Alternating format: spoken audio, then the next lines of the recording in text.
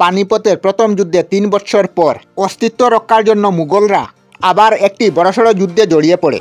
এই যুদ্ধটি হয়েছিল মুঘল সম্রাট আকবর এবং ভারতের শেষ হিন্দু রাজা হেমচন্দ্র বা হেমুর মধ্যে।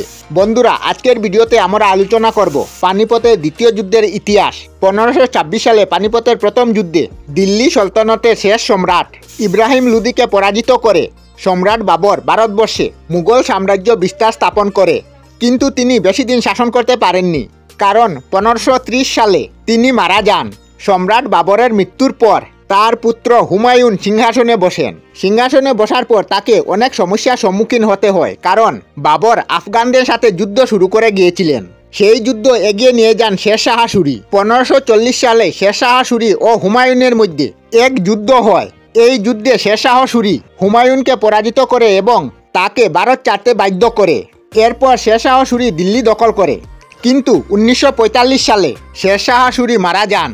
এরপর সুরির সাম্রাজ্যের মধ্যে গৃহযুদ্ধ দেখা দেয়। এই সুযোগে হুমায়ুন দিল্লি আক্রমণ করে এবং 1555 সালে পুনরায় দিল্লি সিংহাসনে বসে। কিন্তু পরের বছর 1556 সালে দিল্লির একটি গ্রন্থাগারে চিঠি থেকে পড়ে তিনি মারা যান। সম্রাট হুমায়ুনের মৃত্যুর পর তার পুত্র, তার 13 বছর বয়সী পুত্র আকবর, কিন্তু রাজ্যাভিষেকের সময় আকবর ছোট ছিলেন।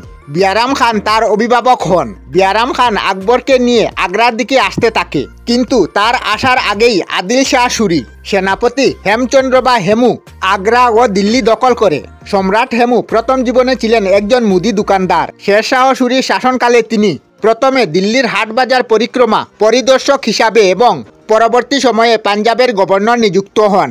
এরপর আদের শাহ হুমায়ুনের মৃত্যুর খবর শোনার পর হেমুকে আগ্রা ও দিল্লি অভিযানে পাঠান। সম্রাট হেমু বিনা বাধায় দিল্লি ও আগ্রা দখল করেন। দিল্লি দখলের পর তিনি বিক্রমাদিত্য উপাধি দখল করে এবং তার নাম হয় হেমচন্দ্র বিক্রমাদিত্য। এদিকে বিয়ারাম খাঁ হেমুর দিল্লি বিজয় মেনে নিতে পারেননি। এর কারণে তিনি সম্রাট আকবরের পক্ষ থেকে যুদ্ধের ফরমান জারি করেন। এরপর সম্রাট আকবর বিয়ারাম খান তাদের সৈন্য নিয়ে দিল্লির দিকে আসতে থাকে।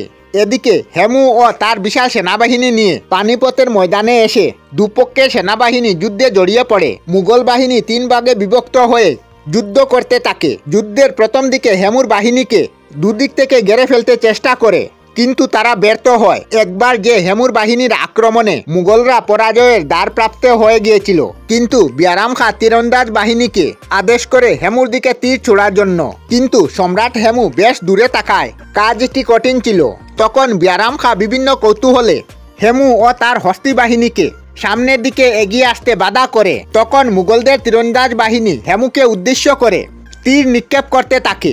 হঠাৎ করে একটি তীর হেমুকে আঘাত করে এবং তিনি হাতির পিঠ থেকে পড়ে যান। হেমুর এই অবস্থায় তার সেনাবাহিনী দিশাহারা হয়ে পড়ে এবং কেউ যুদ্ধের নেতৃত্ব দেওয়ার জন্য এগিয়ে না আসায় হেমুর বাহিনীদের মধ্যে বিশৃঙ্খলা দেখা দেয়। এই সময়ে অল্প সময়ের মধ্যে মুঘল বাহিনী হেমু বাহিনীকে পরাজিত করে এবং আহত হেমু মুঘল বাহিনীর হাতে বন্দী হয় এবং তাকে হত্যা করা হয়।